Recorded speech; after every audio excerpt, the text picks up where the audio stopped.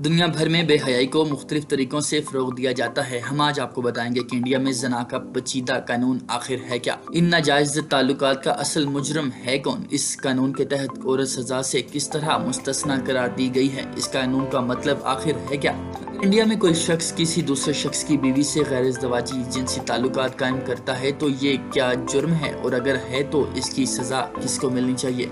India की supreme court इस सवाल का जवाब देने की कोशिश कर रही है, लेकिन मसला जरा पेचीदा है। वज़ीरात हिंद की दफा 497 इसी बारे में है और इसे पढ़ें तो एक हैरत अंगेज तस्वीर उभर कर सामने आती है। इसमें कहा गया है कि अगर कोई शख्स किसी ऐसी औरत से जिनसी ताल्लुकात कायम करता है जिसके बारे में इसे मालूम हो कि वो किसी और की बीवी है, या इसका ये ख्याल हो कि वो किसी और की बीवी है, और इस जिनसी अमल में इसके शोहर की मर्जी या मुआवनत शामिल ना हो, और अगर ये अमल रेप के जुमरे में ना आता हो, तो फिर भी वो शख्स अडल्ट्री गैर इज़्दवाजी ताल्लुकात के जुर्म का मुर्तकिब है और इसे या तो ज्यादा से ज्यादा 5 साल कैद या जुर्माने या दोनों की सजा सुनाई जा सकती है, लेकिन बीवी किसी जुर्म की मुर्तकिब नहीं होगी। इंडिया में 2 बालिग बशर्ते के इनमें से एक मर्द और एक औरत हो, अगर शादी के बगैर भी जिनसी ताल्लुकात कायम करते हैं तो ये जुर्म नहीं समझा जाएगा। और खुद supreme court love in relationship या शादी के बगैर साथ रहने वाले जोड़ों के कानूनी हुकूक को तस्लीम कर चुकी है, लेकिन हम जिन्स परस्ती अब भी कानूनन जुर्म है जिसके लिए 10 साल तक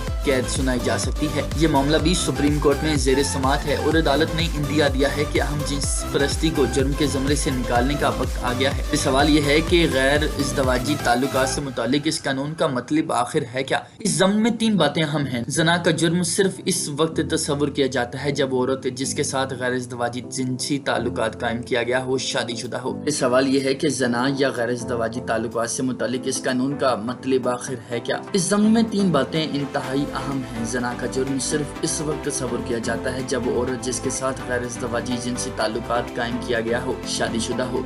अगर कोई शादीशुदा मर्द किसी गैर शादीशुदा औरत से ताल्लुक कायम करता है तो कोई जुर्म नहीं बनता, लेकिन इसका ये अमल तलाक की बुनियाद बन सकता है। दूसरा ये कि औरत के खिलाफ कोई मुकदमा कायम नहीं किया जा सकता। जुर्म का मुर्तकिब सिर्फ मर्द होगा और कानून की नजर में औरत जुर्म का शिकार मानी जाएगी। तीसरा ये कि अडल्ट्री का मुकदमा सिर्फ औरत के शोहर की शिकायत पर ही कायम किया जा सकता है, जना करने वाले शख्स की बीवी की शिकायत पर भी नहीं। ये वजाहत ज़ाब्ता फौजदारी की दफा 198/2 में शामिल है। सुप्रीम कोर्ट के सामने ये सवाल है कि क्या जना को जुर्म तस्वुर किया जाना चाहिए, और अगर हाँ तो बीवी को सजा क्यों ना दी जाए। बहस इस सवाल पर भी है कि क्या कानून बीवी को शोहर की इमला के तौर पर पेश नहीं करता, क्योंकि शिक में किसी दूसरे शख्स की बीवी का जिक्र किया गया है, किसी औरत का नहीं। मतलब ये कि क्या औरत का अपना कोई आजाद वजूद नहीं है। और ये भी है कि क्या यह कानून तेजी से बदलते हुए मुआशरे नई समाजी इक़दार और मसावात के असूलों से मुताबिक रखता है।